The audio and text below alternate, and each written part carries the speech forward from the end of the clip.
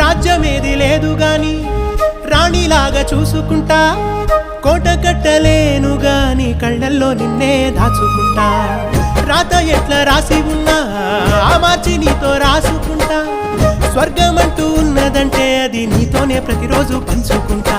నిన్ను గన్న మీ నాన్న కన్నా అల్లారు ముద్దుగా సాదుకుంటా, నీకు కోపం వస్తే కొంత దూరం ఉంటా, నువ్వు గీత గీస్తే నేను దాటనంట, కంట నీరు కంటి రెప్ప దాటకుండా కాటుకై కావలుంటా. రాంబాయి నీ మీద నాకు మనసాయనే, ఏనాడు నిన్ను వీడిపోని నీడైతనే.